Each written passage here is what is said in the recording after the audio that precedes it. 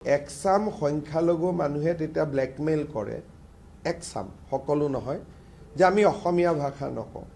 তুমি যদি ঘৰত অসমীয়াত কথাই নোকোৱা, তুমি মিছা কথা কিয় পঞ্জীয়নত দিবা? তুমি ঘৰততো অসমীয়া ভাষা সঁচাকৈয়ে নোকোৱা, কি ভাষা কয়তো আমি টিভিত শুনিয়ে আছোঁ। গতিকে যদি ঘৰত তুমি বঙালী ভাষাত কথা পাতা, তুমি পঞ্জীয়নত অসমীয়া ভাষাত কথা পাতা বুলি মিছা তথ্য কিয় দিবা? কাৰণ পঞ্জীয়নত লোকপিয়লত মিছা তথ্য দিয়াটো অপৰাধ হয়। আৰু আমাৰ মানুহেও বুজি পাব যে 70% চৰৰ মানুহে যোৱা পঞ্জীয়নতো মাতৃভাষা বঙালী বুলিয়ে লিখিছে, তেওঁলোকে অসমীয়া বুলি কেতিয়াও লিখা নাই। 30% অসমীয়া বুলি লিখে। তাৰ ভিতৰত অসমীয়া ভাষী মুছলমানৰ সংখ্যা আটাইতকৈ বেছি, যাক আমি ইণ্ডিজেনাছ মুছলিম বুলি কওঁ, দেশী, গৰীয়া, মৰীয়া, জলহা, তেওঁলোকে অসমীয়া বুলি লিখে। কিন্তু ইমিগ্ৰেণ্ট মুছলিমে তেওঁলোকে সদায় বঙালী বুলিয়ে লিখি আহিছে। নতুনকৈ ইয়াত থ্ৰেটনিং দিবলগীয়া একো নাই যে আমি বঙালী অসমীয়া নিলিখোঁ বুলি। আনকি আমাৰ আব্দুল খালেকৰ দৰে বিধায়কেও তেওঁলোকে মিয়া ভাষা বুলিয়ে লিখিছে যোৱা পঞ্জীয়নত। গতিকে এইটো লৈ হিমন্ত বিশ্ব শৰ্মা বা অসমীয়া জাতিক ভয় খুৱাবৰ কাৰণে চেষ্টা কৰিব নালাগে। বৰঞ্চ মই আবেদন জনাইছোঁ যে আপোনালোকে নিজৰ যি ভাষাত ঘৰত কথা পাতে সেই ভাষা লিখক, মিছা কথা কেতিয়াও লোকপিয়লত নিদিব। লোকপিয়লত মিছা তথ্য দিলে জেল হয়। গতিকে ঘৰত যদি বঙালীত কথা পাতে, আপুনি কিয় অসমীয়া বুলি লিখিব? কিন্তু অসমীয়া ভাষা আমি জীয়াই থাকিম, তেওঁলোকৰ ওপৰত অসমীয়া ভাষী লোক নিৰ্ভৰশীল নহয়। এইটো ব্লেকমেইল, পুৰণা দিনৰ ব্লেকমেইল আছিল, এইটো ব্লেকমেইল নচলেই। অসমীয়া ভাষা যদি 2% কমিও যায়, আমি লাগিলে সংবিধান সংশোধন কৰি বনাই ল'ম যে Assamese will remain as a Asomiya ভাষা।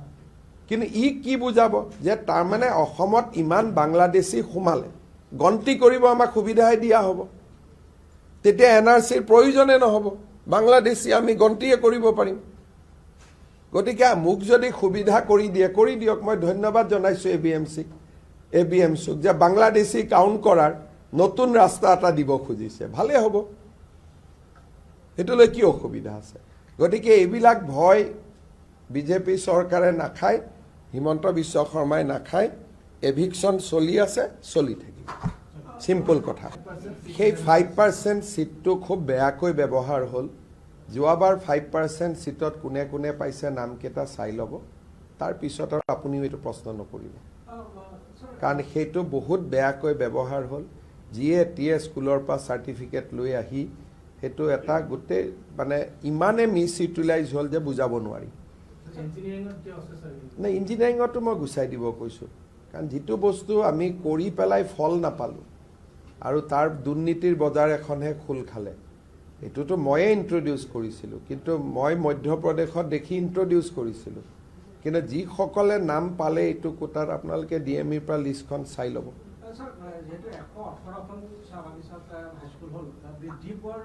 এইবাৰ 80খন আকৌ আমি জানুৱাৰীত খুলিম। বিল্ডিং অলৰেডি হৈ গ'ল। গতিকে আমাৰ টোটেল 8খন বাগিচা, 4খন বাগিচাৰ মাজত এখন স্কুল। সেইকাৰণে আমাৰ টাৰ্গেট আছিল 200খন।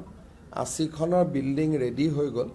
জানুৱাৰী মাহত বা ডিচেম্বৰ মাহত এই স্কুলকেইখনত আমি এডমিশ্যন আৰম্ভ কৰিম। 8খনকৈ থাকে এখন স্কুলত।